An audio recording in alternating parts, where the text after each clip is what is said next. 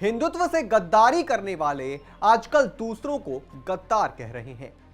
मतलब खुद के पास कोई गारंटी नहीं है कि चुनाव जीत गए तो सहयोगी पार्टियां गद्दारी ना कर दे, मगर दूसरों को गद्दार कहना बाएं हाथ का खेल है। आप समझ गए होंगे हम किसकी बात कर रहे हैं, जनाब उद्धव ठाकरे। क्योंकि जनाब ने अब खुले मंच से बदले की राजनीति की नींव रख दी है और योगी बाबा को गद्दार बोल दिया है। बताएंगे आपको क्यों आखिर उद्धव ठाकरे बदले की राजनीति पर उतर आए हैं। पर उससे पहले आयोन भारत को सब्सक्राइब कर लीजिए। नमस्कार, मैं हूं आपके साथ स्नेहित श्रेयस। आयोन भारत देख रहे हैं आप। इस वक्त छटपटा रहे हैं। 2022 में कुर्सी गई, झंडा गया, नाम गया और रह गया था बस हिंदुत्व। मगर जनाब ने खुद हिंदुत्व को अपने हाथों से बहा दिया, त्याग दिया। चलिए, अब आप ये कहेंगे कि ऐसा कुछ है नहीं, उद्धव कोई बदले की राजनीति थोड़ी कर रहे हैं। तो जरा सबसे पहले आप उनका बयान सुन लीजिए, फिर उस बयान के मायने भी बताते हैं। शिवसेना उद्धव बाला उद्धव ठाकरे ने बटेंगे तो कटेंगे नारे को लेकर गुरुवार को भारतीय जनता पार्टी पर निशाना साधा। उन्होंने कहा कि वह महाराष्ट्र को बांटने और लूटने के सत्तारूढ़ पार्टी के एजेंडे को सफल नहीं होने देंगे। उद्धव ने महिलाओं के खिलाफ अपराध के मुद्दे पर भी एकनाथ शिंदे के नेतृत्व वाली महायुति सरकार पर निशाना साधा और पूछा कि जब राज्य में महिलाएं सुरक्षित नहीं हैं, तो लाडली बहन योजना के तहत दी जा रही मासिक वित्तीय सहायता का क्या फायदा। चलिए, यहां तक के बयान तो सियासी है, चुनाव है, आरोप प्रत्यारोप तो लगेंगे ही, मगर जरा सुनिए इसके बाद उद्धव ठाकरे ने क्या कहा।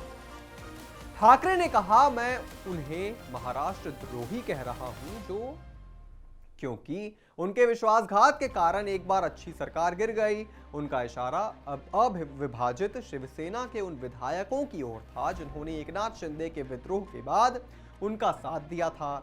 उन्होंने कहा कि उन्हें गर्व है कि एमवीए गठबंधन महाराष्ट्र के हितों की रक्षा के लिए एकजुट होकर काम कर रहा है। ठाकरे ने कहा, गद्दारों ने 2.5 साल पहले हमें जो घाव दिए वो अभी भी ताजा हैं।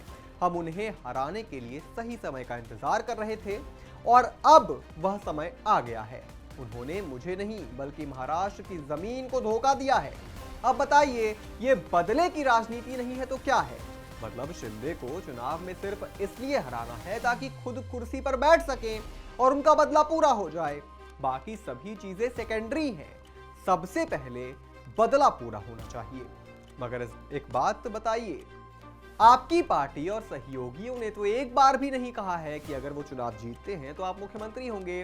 फिर किस बात का घमंड है आपको?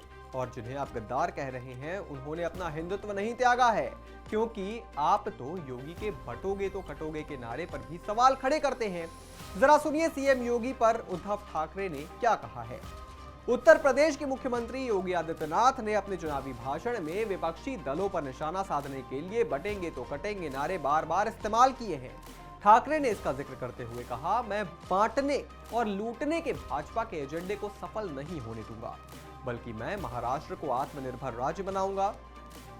भाजपा का एजेंडा है हम महाराष्ट्र को लूटेंगे और धन की दोस्तों में बांटेंगे, लेकिन हम उन्हें ना तो लूटने देंगे ना बांटने देंगे। उन्होंने कहा कि 20 नवंबर को होने वाले राज्य विधानसभा चुनाव में लड़ाई महाविकास अघाड़ी एमवीए और महायुति के बीच नहीं है, बल्कि यह महाराष्ट्र प्रेमियों और महाराष्ट्र द्रोहियों के बीच में है। मतलब ये तो हद हो गई, आपने महाराष्ट्र को भी 2 हिस्सों में बांट दिया है।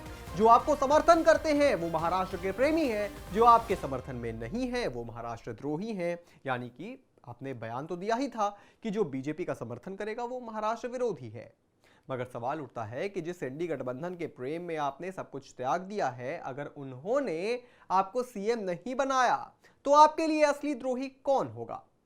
इस पूरी खबर पर आप क्या सोचते हैं दोस्तों, हमें कमेंट करके जरूर। के लिए आप देखते रहें आयोन भारत।